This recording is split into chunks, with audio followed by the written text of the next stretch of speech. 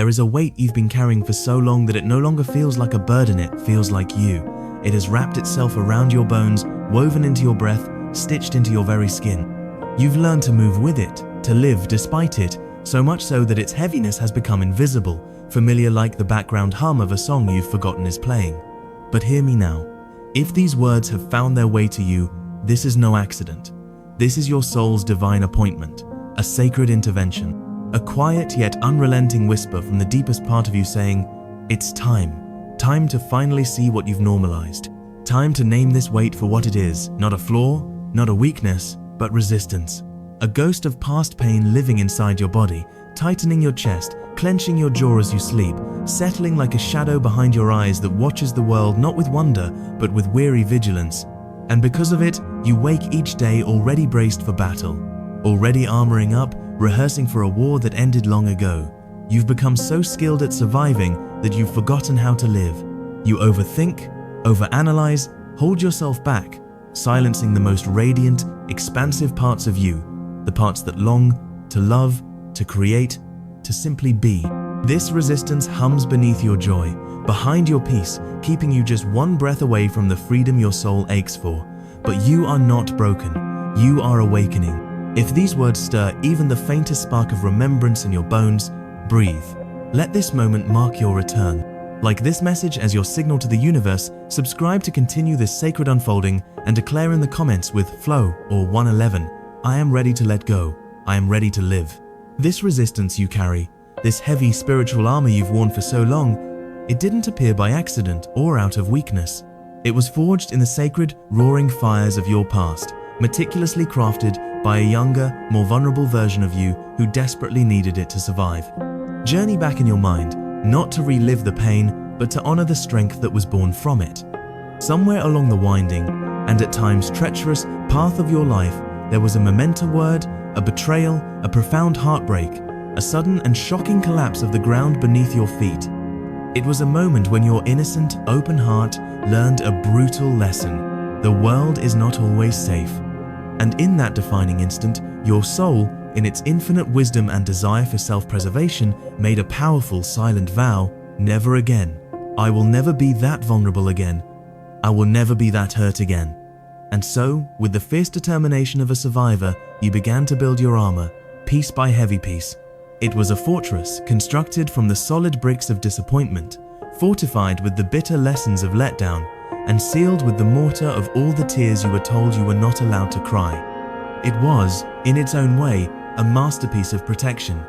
It served you once, it absolutely kept you safe, shielding your tender, luminous core from the harsh, low-frequency energies of a world that didn't always know how to handle your light. But now, listen closely, for your destiny is calling you away from that old, familiar battlefield. The vibration of your life, the very frequency of your soul, is rising. You are being called to a higher plane of existence, a place of love, trust, and expansion. And this armor-once your most trusted shield has now become your heaviest cage. It is too dense, too rigid, too heavy for the light-filled, expansive dimensions you are meant to enter. You have mistaken this deep-seated resistance for power, this hypervigilance for strength. But this very fight, this constant, exhausting, gripping onto control, is now the primary thing that is keeping you from everything your heart truly longs for. The profound joy, the deep healing, the unconditional love, the effortless ease. What if the fight isn't protecting you anymore?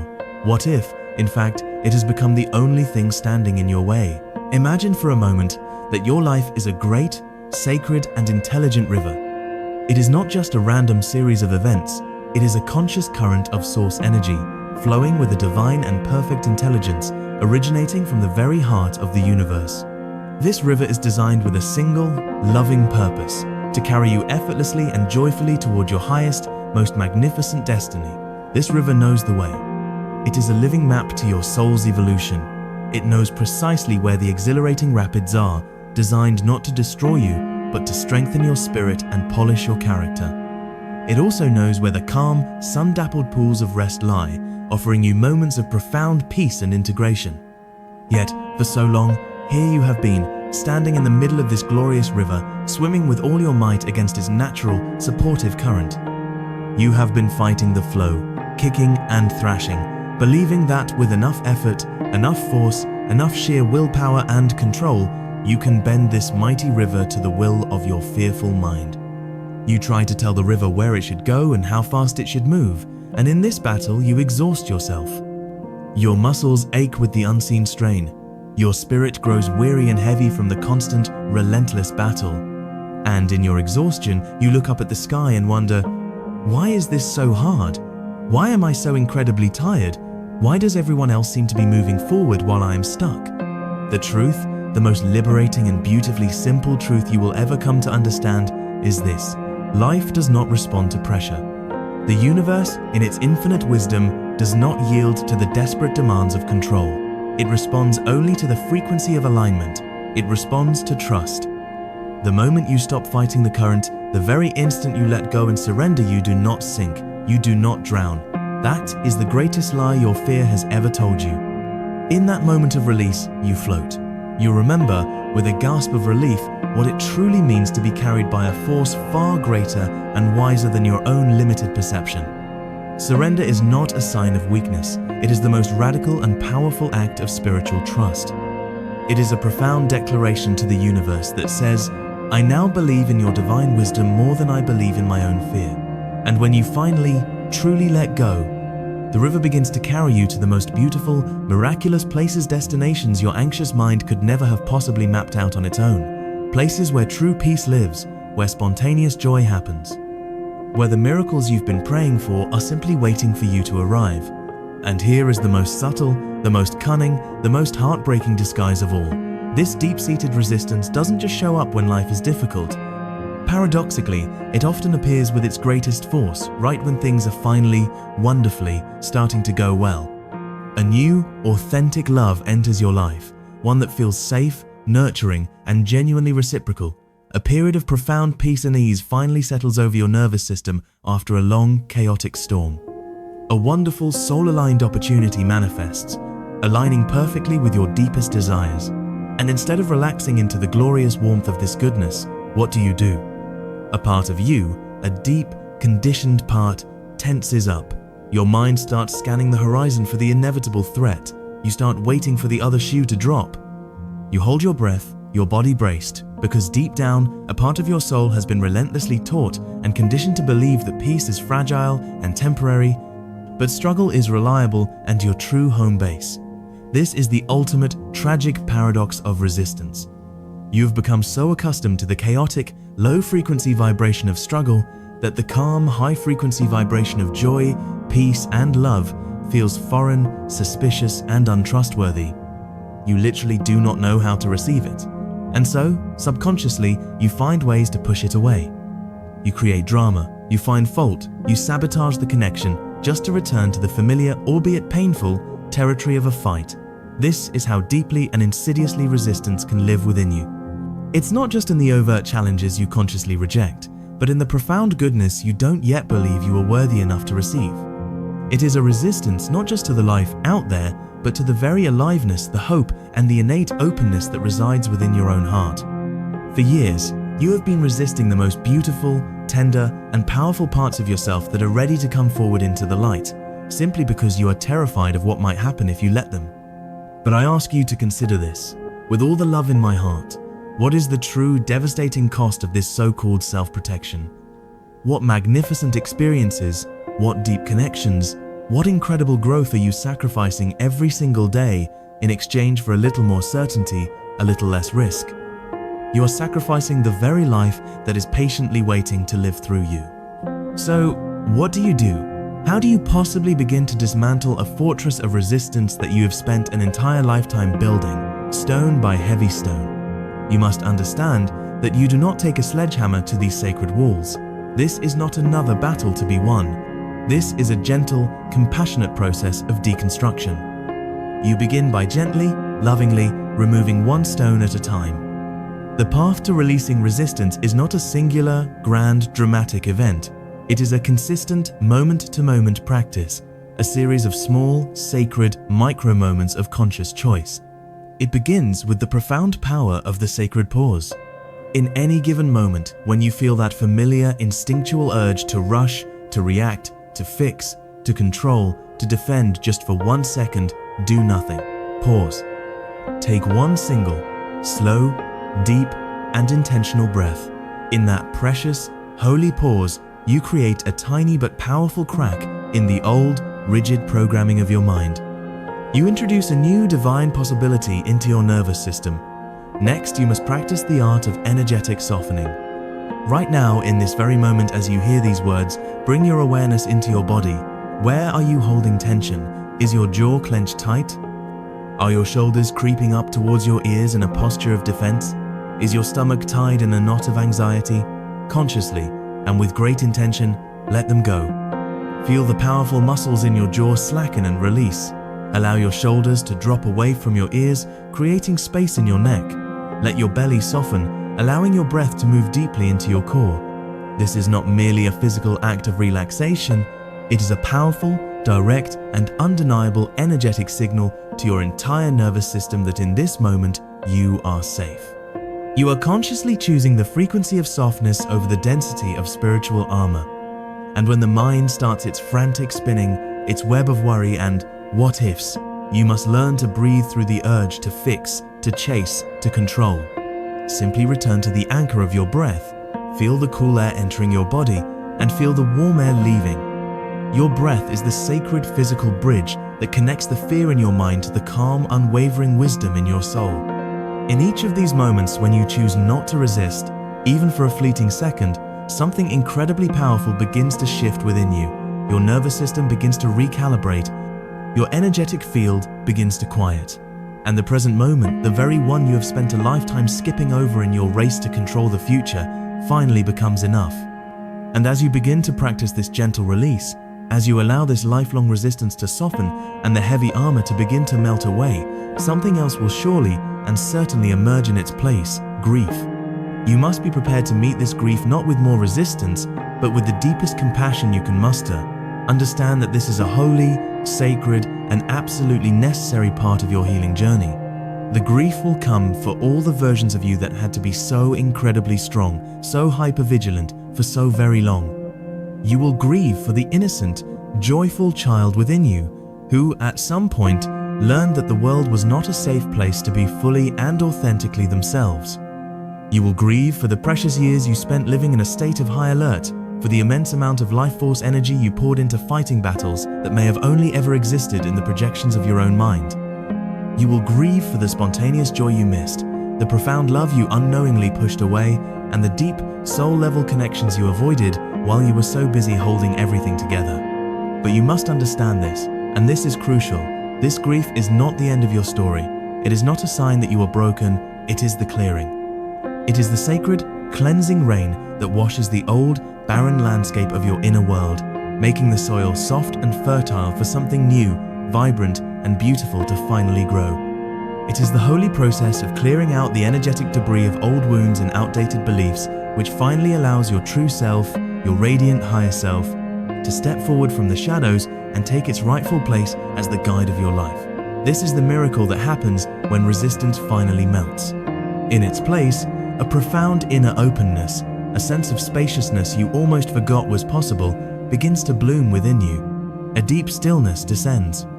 And it is in that sacred stillness that you can finally, for the first time, hear the subtle, quiet, and unwavering voice of your intuition, the divine guidance that was previously drowned out by the deafening noise of your internal struggle. The more you surrender, the more you will come to realize, with a profound sense of relief, that life was never against you. It was always patiently waiting for you to stop holding it back. The strangest, most paradoxical truth is that this deep-seated resistance doesn't only show up when things are difficult or painful. In fact, it often flexes its muscles with the greatest intensity right when things are finally starting to align and go well. The moment a healthy, stable love enters your life, the moment a genuine sense of peace settles into your being, the moment life begins to flow with an unexpected ease after so much chaos, instead of relaxing into this long-awaited blessing, you find yourself tensing up all over again. You are waiting for it to break. You are scanning for the flaw, the catch, the inevitable collapse. You hold your breath because on a deep, subconscious level, you've been conditioned to believe that peace is an anomaly and struggle is your baseline reality. That is how deeply resistance can be programmed into your very cells. It's not just in what you consciously push away, but in the goodness you have not yet learned how to receive. This is the precise moment where most people, without even realizing it, sabotage their own flow. It's not because they are broken or unworthy, but because they have spent so long in a state of survival, their nervous system has forgotten what it feels like to be safe. They resist the safety. They question the peace. They try to control the goodness just to make sure it's real. But in that very act of trying to control it, they disconnect from it. They tragically trade the profound beauty of presence for the false security of protection. But here is the secret that no one ever tells you. Peace is a muscle. It has to be practiced. Flow is a state of being that has to be trusted over and over again. Just as you unconsciously trained yourself to expect struggle and brace for impact, you can consciously, lovingly train yourself to feel safe in softness again. And the starting point isn't a monumental spiritual breakthrough. It's small, it's micro, it's in the simple, powerful choice to pause when your instinct screams to rush. It's in the conscious decision to soften your body when your mind tells you to brace for the worst. You have been fighting a war, not with life, but with your own fear of what might happen if you actually dared to let life lead you for once. When you finally stop resisting the flow of your own life, you are not giving up your power. You are, for the first time, truly reclaiming it. You are making a profound statement to the universe. I no longer need to fight against everything, just to feel alive and in control. You are allowing life to move through you, as you, instead of constantly trying to bend it and shape it around your deeply ingrained fears. That is what the state of flow truly is. It's not about floating around aimlessly without direction. It is about living from a place of deep clarity, profound softness, and an unshakable strength that does not need to exert control in order to feel stable and secure. And when you finally reach that place, even for a fleeting moment, you will realize with a wave of immense relief that life was never against you. It was simply waiting patiently for you to stop holding it back. You must understand that life has never been about achieving a state of static perfection. It is, and always will be, about rhythm. It is a dance of opposing forces, moments of intense movement and moments of deep, restorative pause, moments where everything clicks into place with divine synchronicity, and moments where nothing seems to make any sense at all. And the people who live with the most profound and lasting peace are not the ones who have meticulously figured everything out. They are the ones who have simply stopped resisting the sacred rhythm of it all. They don't fight the quiet seasons of winter in their lives, demanding that it be spring. They don't panic and spiral into fear when the answers they seek don't immediately come. They have learned the deep wisdom that trying to force clarity during a season of stillness and incubation only creates more noise and confusion. So, instead of resisting the unknown, they make sacred space for it. They trust it. And somehow, in that very space of allowing, the next right step always, without fail, reveals itself. Let this, right here, be your sacred reminder. Not everything in your life requires your tight, controlling grip. In fact, most of the things you truly desire, love, peace, inspiration, can only arrive when your hands are open and receptive. Some of the most beautiful paths only appear before you when you stop obsessively trying to find them and simply allow yourself to be guided. And some of the deepest healing can only begin when you stop demanding that it happen on your timeline and according to your plan. The less you resist what is, the more power you truly have to co-create and shape what comes next. Resistance keeps you hopelessly tangled in the web of your past fears, but surrender, true surrender, opens the door to your intuition. It allows you to finally hear that softer, wiser voice within you, the inner signal, the divine guidance that has been drowned out for so long by all your pushing, striving, and proving. And when you stop fighting the present moment, even if it's messy, even if it's uncertain, you stop being ruled by fear. You start being led by something far deeper. Not by logic alone, and not by emotion alone, but by a sacred fusion of both the quiet, unshakable knowing you have ignored for far too long. The less you resist, the more in sync you become with life's divine current. And when you are in sync, you no longer have to chase timing. You become the timing. You don't have to run desperately after what's next. You are already standing peacefully in the doorway of it, still, grounded, and ready. So perhaps the question you need to ask yourself is not, how do I make life work for me? Perhaps the real, more powerful question is, where am I still resisting what already wants to move through me? Because the more you soften, the more you trust, the more you release that tight, fearful grip, the more your life will begin to flow without ever needing to be forced. You don't need to have it all figured out. You don't need to control every single step. You just need to stop standing in your own way. Because what is truly meant for you isn't trying to hide from you. It's just patiently waiting for you to be still enough, open enough, and present enough to finally receive it. Let the resistance go, let your life move, and meet it, at last, with open hands.